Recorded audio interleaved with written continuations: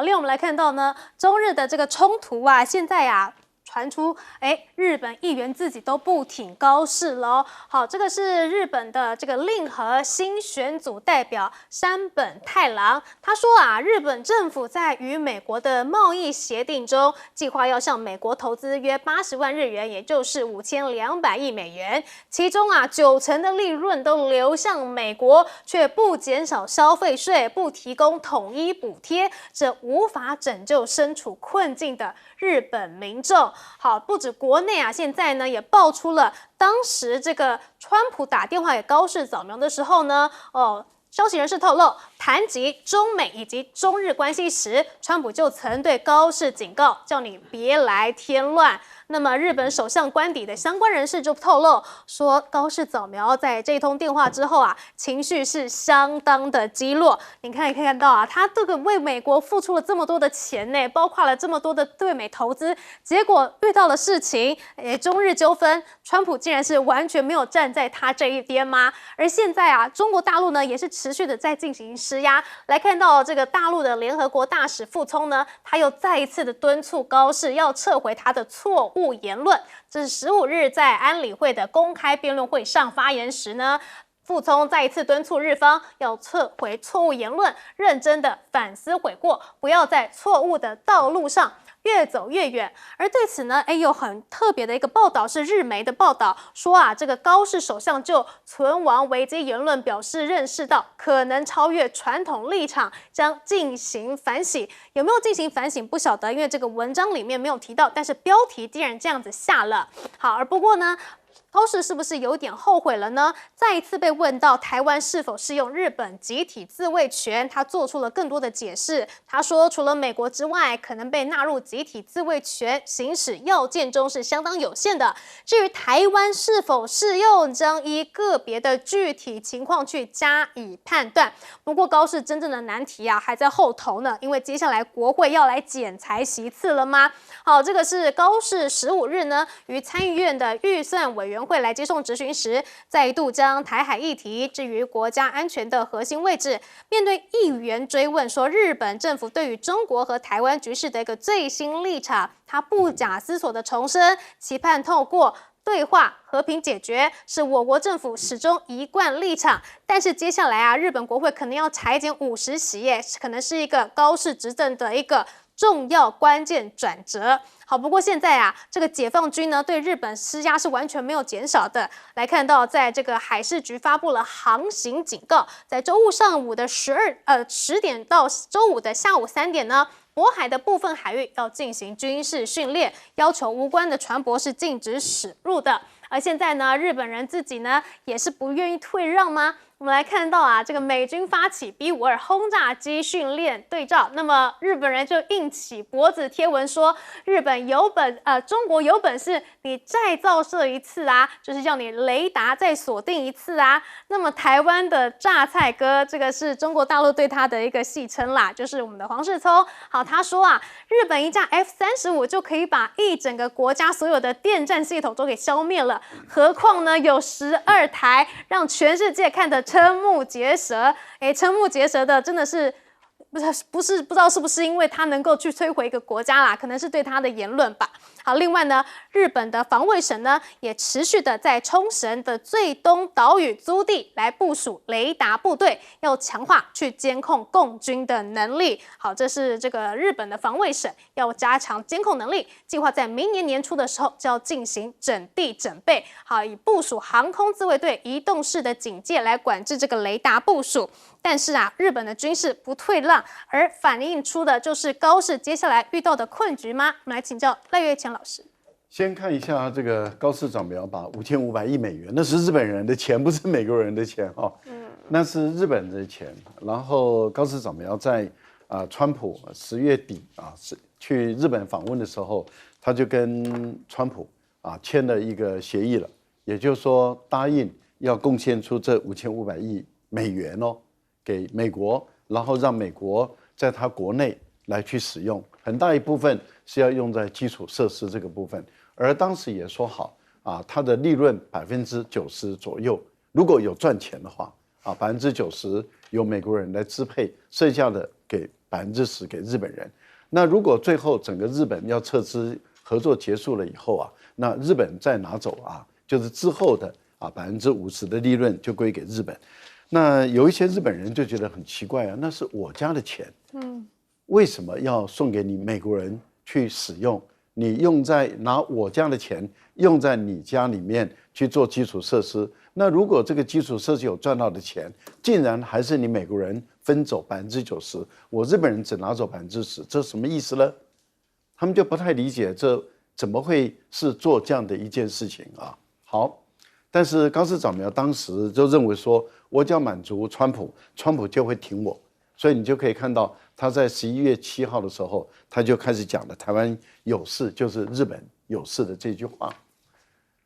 这句话讲完了以后，我们看到中日的关系紧张了，川普后来一看会影响到这个中美的关系，那川普他当然他的最主要的目的一定是要搞好跟中国的关系，而不是日本。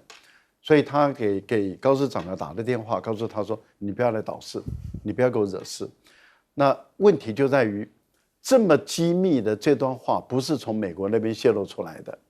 而是高市早苗的官邸里面的知情人士泄露出来。你不觉得这一点有学问吗？也就是说，为什么高市早苗周边的最亲近的，而且在场的然后听得到高市早苗接到电话之后他的反应跟他的情绪、心理变化的人，他为什么要把这段秘密对外讲出来？为什么之前他的日本的官房长官木原忍跟他不同派系的人他为什么要把他们幕僚给高市早苗的备询稿，然后高市早苗不采用，用自己的话写出来的这一段的原稿丢给这个在野党的这个国会议员，然后凸显出说这一些事都是高市早苗做的。木原忍是高市早苗的部属，那我一个部属，我去斗长官说这个都是他干的，那这样子的情况，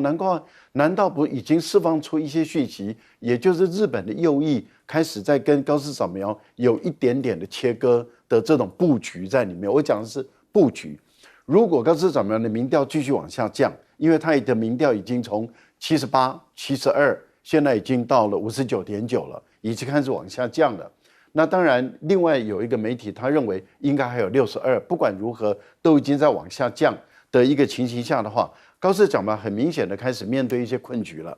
那如果他的民调持续在往下降，后来的日本的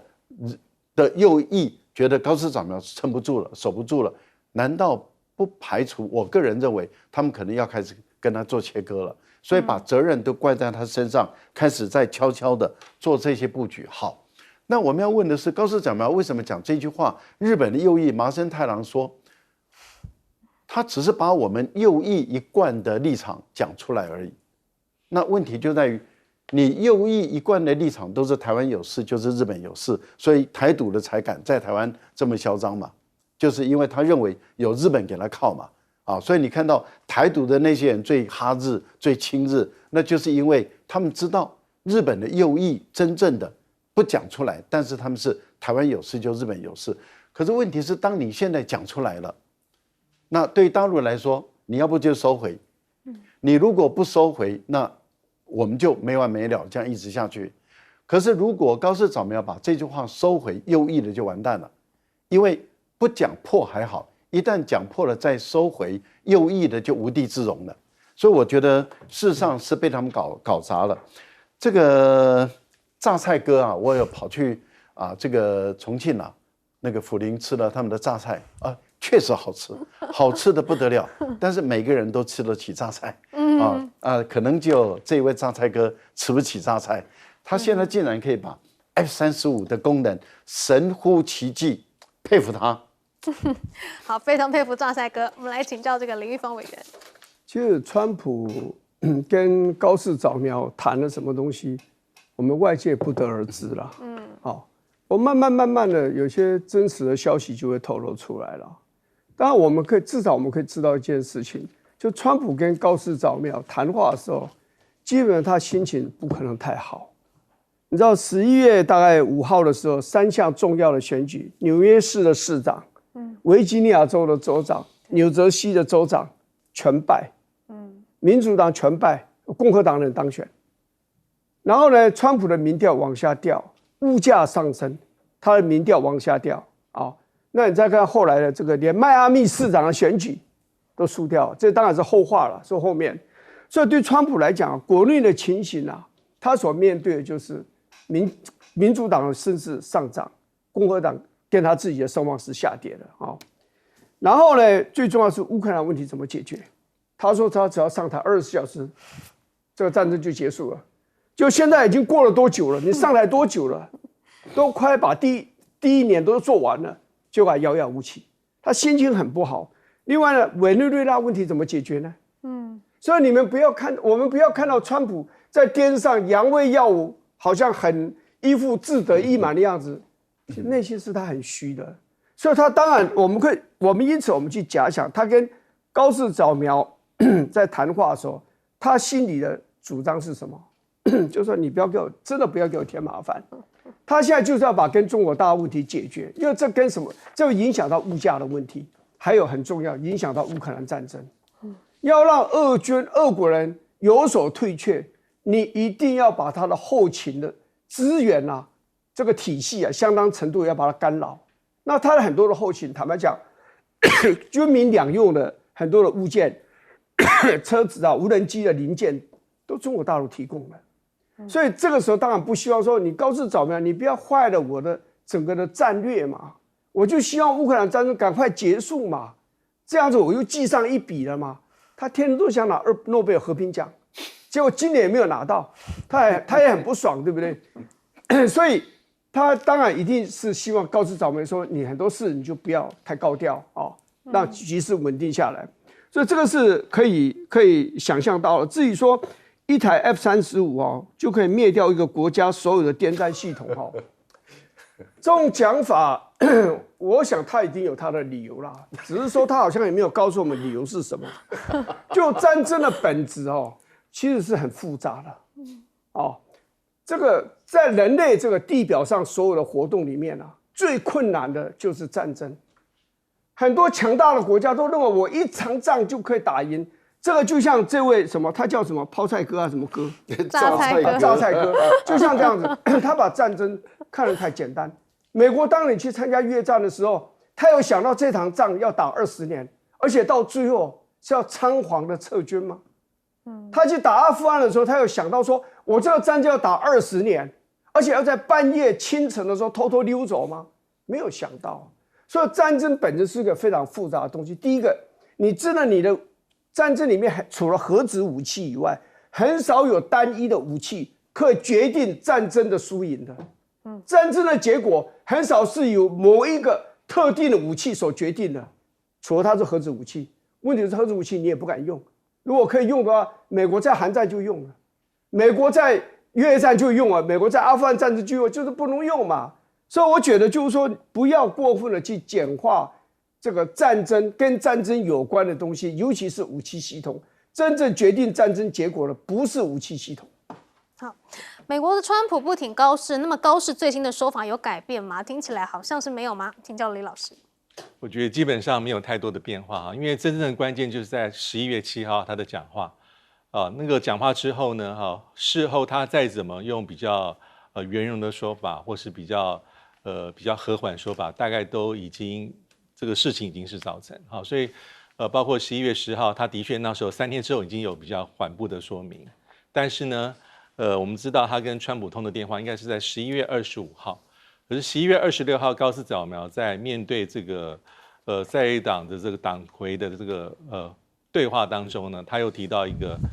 比较像是台湾有事，因为他提到1951年的这个旧金山合约，所以北京的反应更加强烈。好，所以一波未平一波又起，所以最近的这次讲话，他说希望透过和平对话的方式解决。那基本上他没有任何的一个新的说法所以一般看起来是中日之间这样的状况应该会持续下去。那因为高市早苗话已经说出去，所以无论是后面用什么样的方法做叠加式的说明，做补充式的说明，基本上我觉得就有一点骑虎难下了。好，这个应该是没有退的任何的空间。那同样的，对于中国大陆来说，我觉得也是如此啊，因为目前的手段就是外交跟政治的这种批判是走在第一步，最前面、最凶，最强悍。那经济的手段包括观光啊、旅游的，还有一些其他可能的措施是慢慢往上走，还没有一次把这个油门吹到最低。那至于比较军事的手段，应该是放在比较后面啊，包括之前所谓的这个歼15对于日本这个空中自卫队的这个 F-15的雷达的照射，这个还是属于比较那种比较零星的事件啦。我觉得并不能算是一个中国大陆那种全面式的对日本采取比较严厉的那种次军事手段啊所以我觉得这样的状况应该会持续对峙下去。对峙一阵子，也是一种意志的较量。因为如果是以高市早苗的这个政治的计算来说，他其实没有退路了，他已经话讲出去了。在这样的状况之下，你要说我收回11月7号的讲话，我觉得放在任何国家的内部的政治跟政坛，大概就是宣布自己的政治寿命的一个到期。那其实中日的关系还是非常的密切，经济各式各样。刚提到那个猫熊，其实1972年其实中国大陆就提供两只猫熊，但猫熊外交早期我们也知道，基本上是赠送的。之后呢，从1983年之后，大概都是用租借到现在。所以当明年这个所谓的这个2只最后在这个上野动物园的这个猫熊回到中国大陆之后，可能短期之内日本就不会有中国大陆的猫熊。我觉得这是一个政治关系的一个指标，或是一个温度计，代表说中日关系短期之内好像是没有和缓的迹象哦。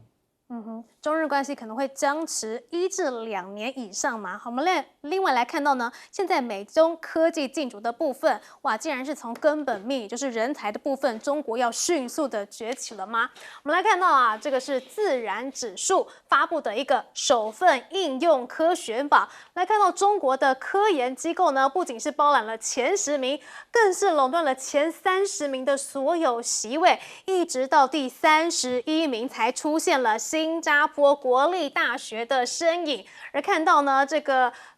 贡献度的部分中国是占了这个58%，那么美国竟然是只有10%呢。好，不止人才的部分，现在呢，美国大量的钱也都涌入中国去投入 AI 领域吗？好，根据伦敦证券交易所的数据，美国公司像是 Vanguard 集团还有贝莱德富达管理的基金呢，今年是持续增持了阿里巴巴在香港上市的股票、腾讯还有百度。那么这个美国的伦敦的投资公司就认为中国的科技巨头会有更大的上涨空间。而对此呢，美国的众议院院长呢就说了，支持共产主义的中国侵略行径投资必须要停止。不过现在人民币打算要大涨了吗？我们来看到现在这个人民币对美元的汇率是显著的走强，更多反映着国际投资者预期的离岸人民币于盘中升破了7.05，在离岸人民币的汇率是双双达到了去年10月中旬以来的高点。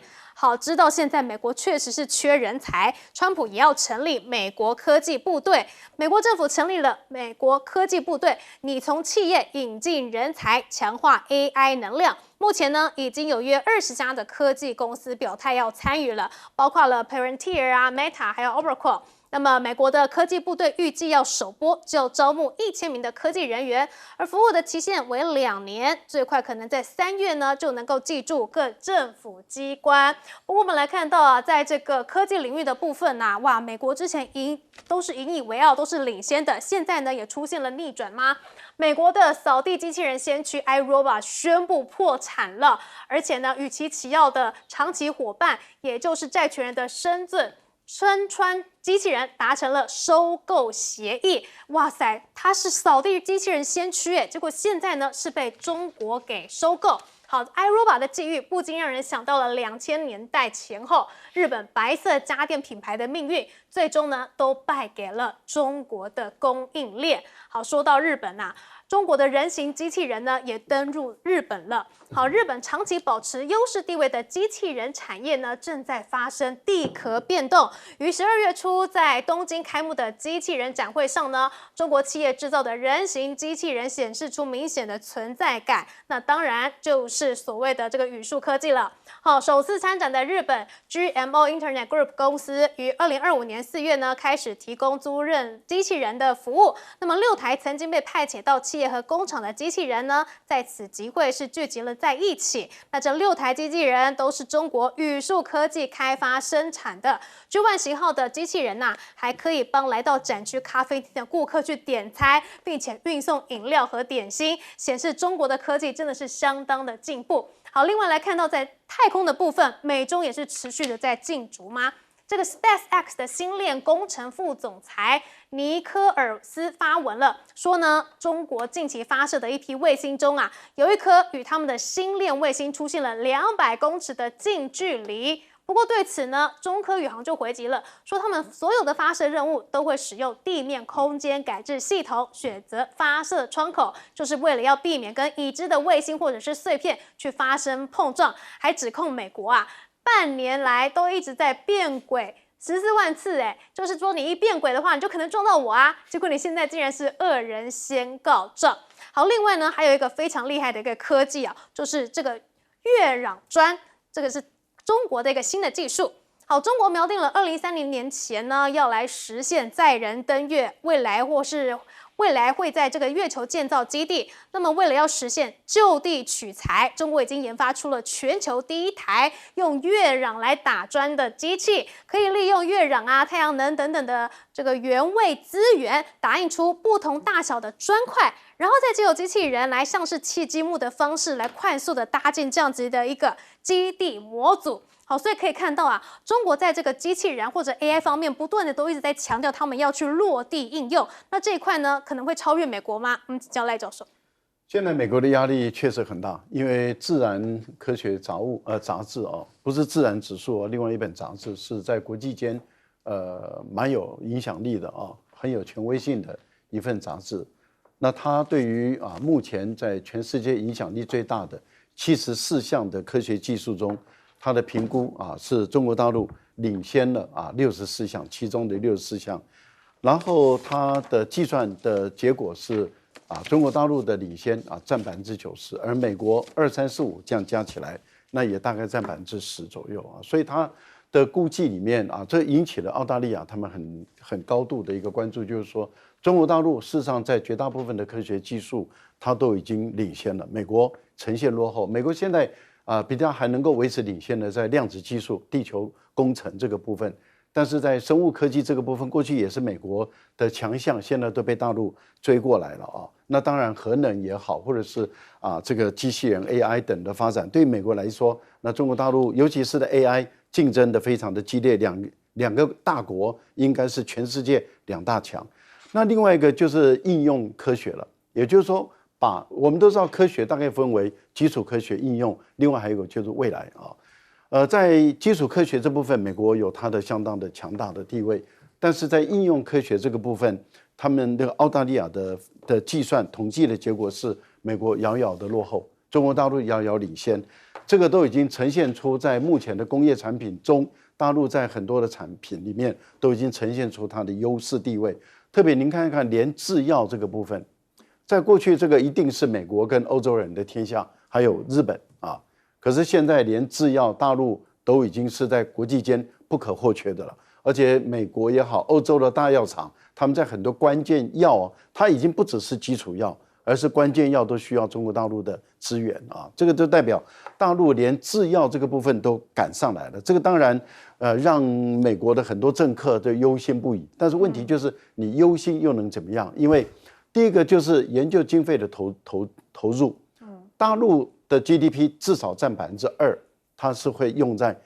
这个研究发展上。每个企业本身也会拿出很大的一笔钱用在研发上。你看华为或者是大陆的所有的企业，他们本身重视研究，所以他赚的盈利中一定会把很大的一部分的钱都用在研究。那相对来讲，他们就会认为美国政府投入在这个研究的经费里面很明显的不足。那如果再加上其他的国家，他们就觉得这方面跟不上中国大陆。第二个就是科学人才这个部分也遥遥落后了。也就是说，中国大陆的大学生的人数多嘛？因为我们都知道，一年大陆的大学生的毕业人数是800多万到1000万左右。大陆现在的大学生大概5000多万嘛，好像是含硕士生、博士生。你看我们台湾的总人口才2300万，大陆读博士、硕士大学的每一年还维持在读书的就有5000万人。那你想他们的毕业生将近1000万人，这1000万人里面最顶尖的人我们讲最顶尖的1%，6成到7成是学理工，所以他们的工科生的工程师的数量总额是很巨大的，也就是你 G7 总和加起来的工科生不如中国大陆的工科生，你怎么跟他拼科技嘛？就是根本面人才就没有了。我们先休息一下，待会回来。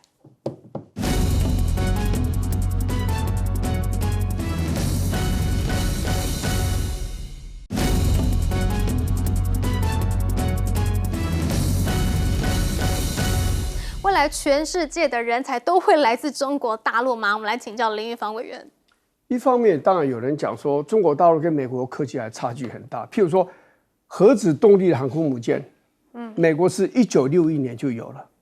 好，所以中国大陆如果假设这个2030年有的话，那差距就69年。然后要登陆月球，太空人登陆月球，美国是1969年就有了。而中国大陆是计划大概在2030年要去登陆，那这个差距呢，就是61年。好，所以这是一种比较的方式。但是从另外一个地方去看的，就是说，美国有一个学者他导致叫做 Arthur 这个 Herman， 他导致讲的很不错，就是说，中国大陆每一年理工科的学生有470万人毕业，美国只有56.8万人。而这56.8万人里面，一半是外国学生，而外国学生里面有一半是中国大陆去的学生。如果这样去比的话，就是说，中国大陆它一定会快速的向前走。所以这里所讲的应用科学，特别它指的是应用科学方面，他会觉得中国大陆突飞猛进的原因，很可能就是跟他的理工科的学生的毕业的人数。还有呢，这些毕业学生里面很多又到美国、日本、欧洲这种先进国家去留学，可能也有关系这样子。所以中国大陆的这个科技的研究真的是不容许我们去低估了。美国就是因为看清楚了，所以才在很多地方要去限制跟中国大陆之间的交流。好的晶片不卖给他，制造晶片的这些设备美国没有的话，荷兰也是不可以卖给他。美国不卖，你荷兰更不可以卖，连日本都被管制。所以美国是用自己的力量，还有结合他所有盟邦的力量，对中国大陆进行科技的这样的应该怎么讲？不能讲禁运了就科技的这种限制，这种输出啦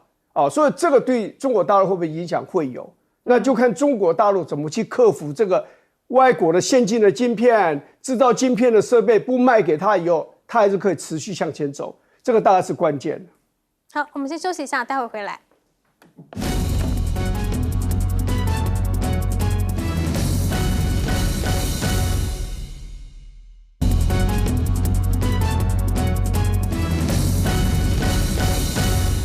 应用科学网被中国的学生给垄断了吗？请教李老师。对，我觉得现在当然是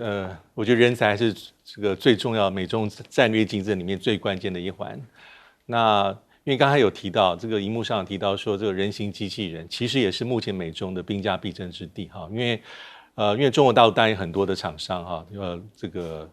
兵家必争之地也做得很好。那我们回顾一下这个马斯克这个特斯拉，他在今年的把收会的时候是非常的这个夸下海口的Optimus 第一代、第二代迈向第三代，当时他的说法是他有信心未来的量产是5年100万台明年15万台。好，但是而且他还讲过说夸下海口说，他说假设这个特斯拉的人形机器人世界上排名第1，可能第2名到第9名都是中国大陆。第一个是他对自己是彰显出他的自信，第二他也体认到说，中国大陆在这方面的突飞猛进。但是在10月份的时候，有陆陆续续有些消息，特斯拉的人形机器人还是有些受限的地方，比如说他们非常强调的要仿人的手，无指的运作，灵活而且自由度。那这一点其实未必是每一家人形机器人公司都很重视的。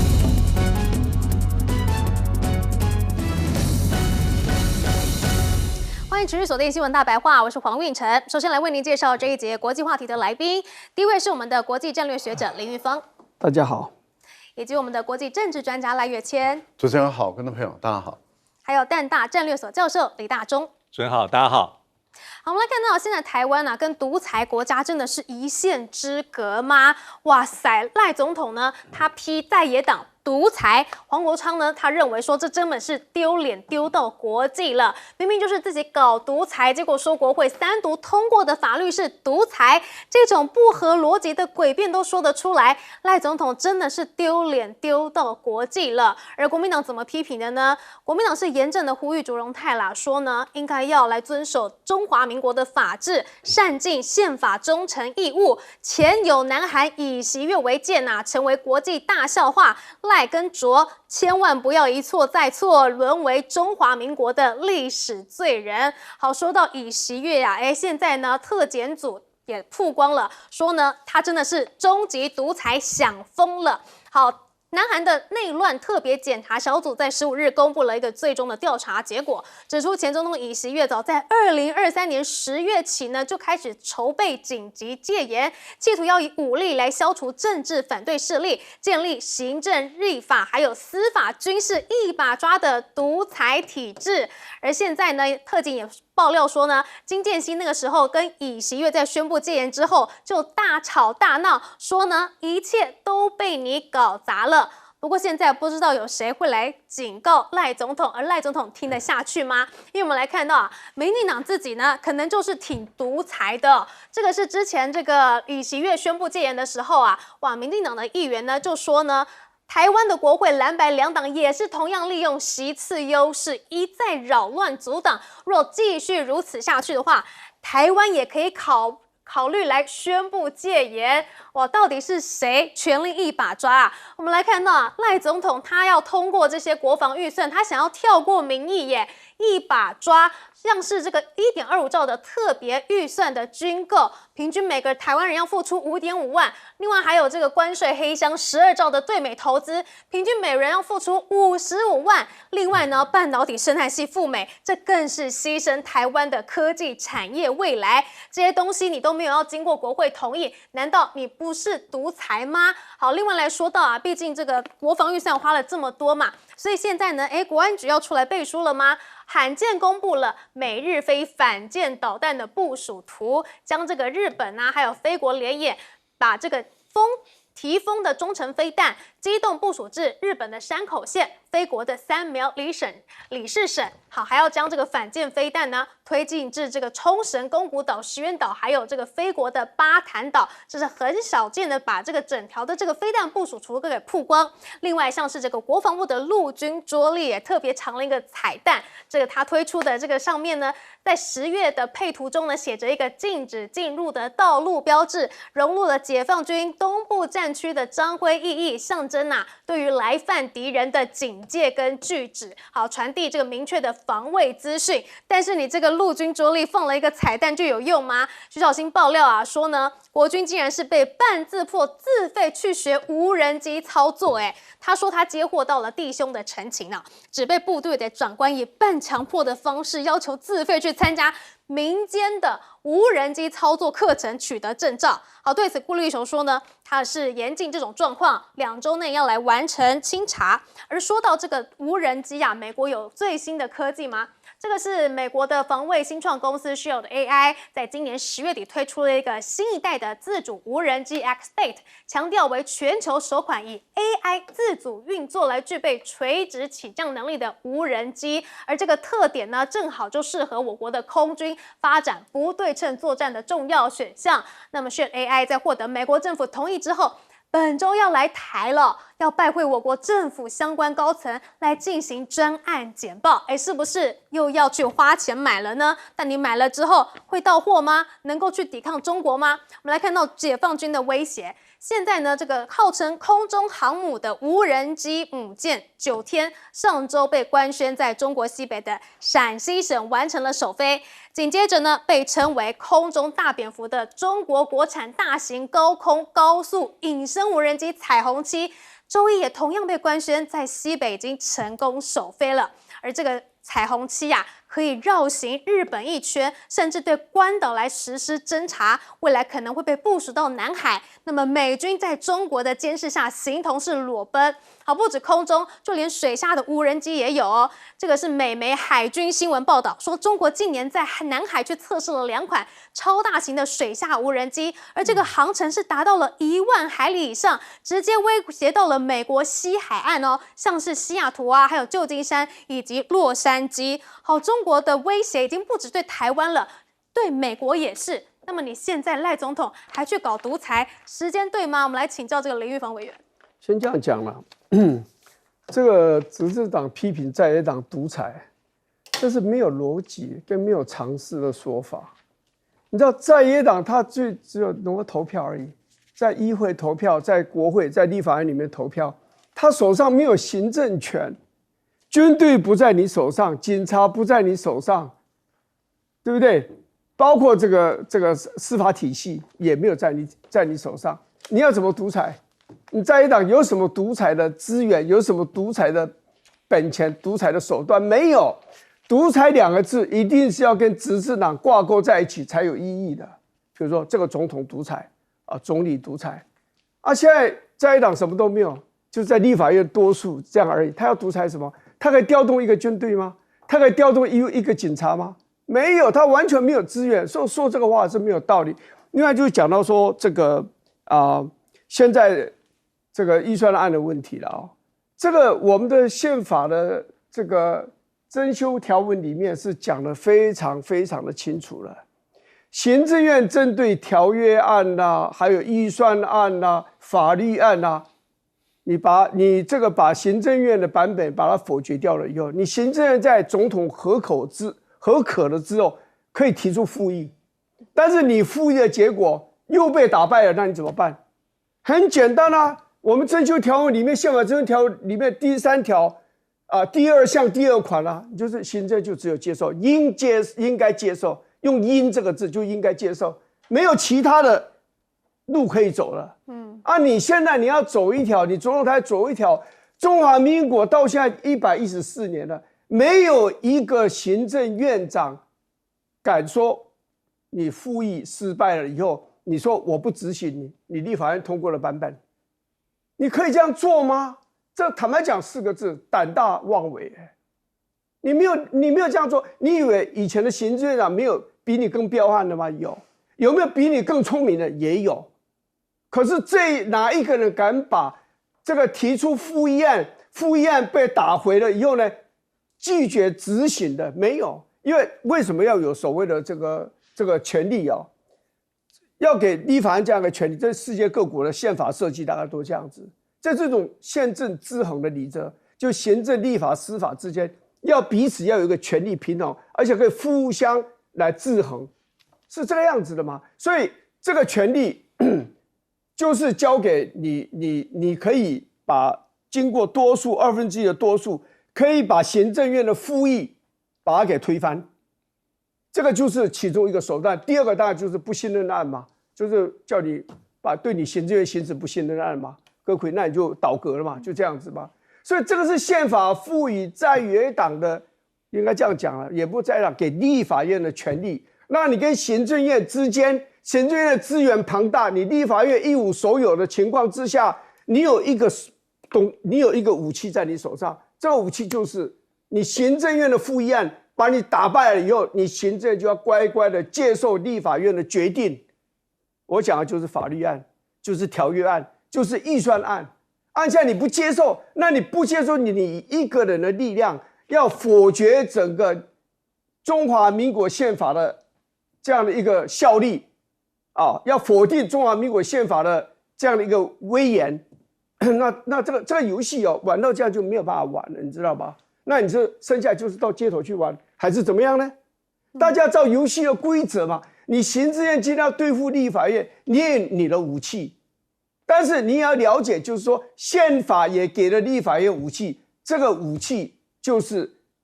你的复议，把你的复议打败，然后你就要乖乖接受。美国也是这样子，美国跟我们有一点不一样，但是他们的设计精神跟我们一模一样，就是美国行政国会通过的案子，你总统可以把它否决，推回到美国国会之后，美国国会再用2/3出席议员的投票，把总统的否决案再把它否决掉的时候，总统就是要乖乖接受。自从美国立国这么久200多年，也没有一个美国总统针对他的案子被他否决的案子被美国国会再否决了以后呢，他能够对抗的没有过。所以我们今天政治不可能没有斗争。斗争要有章法，斗争要文明，斗争要符合民主的原则，斗争要按照游戏的规则。游戏的规则就是给你行政院复议案，但是你的复议案被立法院打败之后，你就要乖乖的接受，这个叫做游戏的规则。你现在不接受，你就是破坏这个游戏的规则，那这个国家就会乱嘛。基本上就是权力必须要分权啦，但是如果你不听宪法的，那就是独裁啦。我们来请教赖教授。我觉得应该问赖清德什么叫做独裁哈？这个赖清德已经在创人类间政治学上的一个最大的笑话啊。在野党没有行政权，没有军队，没有警察，没有行政部队，没有预算权，没有政策决定权，什么都没有，他就是委员、立委。他没有权利，他根本不可能独裁，也无从独裁。然后你可以把在野党说他独裁，这个人厉害，佩服啊，因为没有权力的在野党说他独裁，那可以指挥军队，可以决定预算，可以定法案的啊，然后可以指挥警察的啊，这个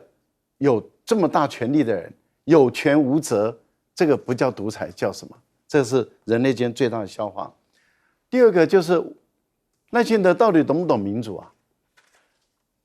国会选举出来，国会最大的政党，也就是说你的执政党没有超过一半，你的执政党变成少数党。那民主政治的原则就是最大的政党来组阁，那就是由国民党来组阁。国民党可以联合民众党，也可以联合你民进党一起来组阁。但是由最大的政党来组阁，这才符合民主的精神、民主的原则。结果呢，他没有，他让这个小党，也就是民进党在立法院是小党，却有小党来组阁，这已经是第二大的笑话，而且第二大的违反民主的精神了，不民主、假民主、反民主。好，第三个不搞责任政治，行政院院长说你立法院啊，因为他代表人民。因为他是一票一票投下去的，他是所有的立委一票一票，所以每一位立委就代表他的选区、他的选民，一票一票投下去，不是一人说了算咯，是这么多票一票投下去，投下去以后说我要通过一个什么法案，或者我否决一个什么法案，你行政院院长说我挚爱难行，我做不到，所以我跟我的老板总统报告说，报告总统，我这个管家我做不到，所以请你退回复议。好，退回去了，然后老百姓说你还是要做，而这个时候这个行政院院长按照你对于你老板的负责任来说，你说你已经做不到了嘛，那你就应该要辞职下台，内阁总辞嘛。结果你非但厚着脸还要坐在台上，然后还说那我不负属，我不负责任，这个是已经是人类间最大的笑话。说老板我觉得我做不到，那老百姓说我还是要做，那这个时候我就做了，但是我不签署，哎，我死皮赖脸，我就是要坐在这个位置上，我不要脸，你们能奈我何？了不起哎！真的是民进党从赖清德到现在的卓荣泰，他在创造我们的政治史，哎，了不起呀！没有权力的人说你是独裁，然后这个规定的事情都不干，然后最大的在野党说你不能给我阻隔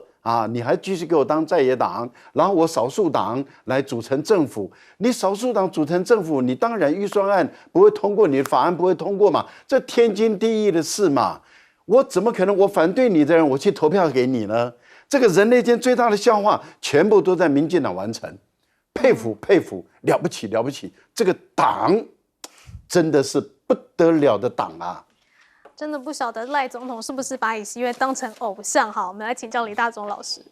对，因为今天这个韩国的这个特别检查小组公布最后的一个最终的调查结果所以虽然我们看起来是对去年12月尹锡悦发动的这个所谓的戒严这个印象很深也很多的细节大家都知道，但是这份报告里面还是披露出一些我们不知道的事情所以是有点很多是匪夷所思。第一个是他的目的这调查小组就是说尹锡悦很简单，他就是希望透过这个宣布戒严达到真正所谓的独裁，而且是党政军行政立法司法军队一把抓，这第一个。第二个，他运用的途径里面呢，他特别提到点说尹锡悦上任之后有把韩国的总统府移到龙山区，这是他说是有目的的，因为那里面是跟韩国南韩的国防部是同一个营区。为什么尹锡悦要这样做？基本上就是要接触军方高层，笼络高层，那当然还做一些排除异己的这些做法，所以包括像是陆军的参谋长像是这个韩国的这个防谍司令部的司令，还有最后他把之前不听话的国防部长也给免职了，任用他所信赖的人，所以在里面做的就是要模拟一些要宣布戒严的相关的事情。第三点其实他特别讲到，这份报告特别讲到说，尹锡悦他有点是故意要刺激北韩，他做的一些动作，他希望藉由北韩的反制的一些作为，让他宣布戒严是更加具有合法性跟正当性，这是他的途径。还有这份报告书里面，调查报告书里面特别提到，他说尹锡悦的心态，他是对于在野党掌控国会多数席次是非常不以为然，是非常具有高度的敌意的。他在公开的场合，还有私下跟他的一些亲信，或是所谓的将领的对话当中，都不止一次是用赤色分子、左翼分子掌控我们国家，这些是反国家的这个分子，用这样的言辞去对于一个国家正当存在的这个所谓的在野党，甚至是同党的这个韩国的这个共同这个什么韩国的这个他的同党了，这党魁这个韩东勋，因为意见跟他不同，所以他也说这就是所谓的赤色分子。所以我觉得韩国虽然是这个案例是去年发生，但是里面的很多的一些事情，我觉得引以为戒包括领导者的心态，视法律为无物，还有你照理说你是一个宪政的秩序的维护者，可是你空有那个形式，你打从内心里面其实是想要超越凌驾所有的法律制度跟宪政体制的。我觉得这一点值得台湾要深思。这样听起来真的是有一点像我们赖总统说的这个在野制独裁啦。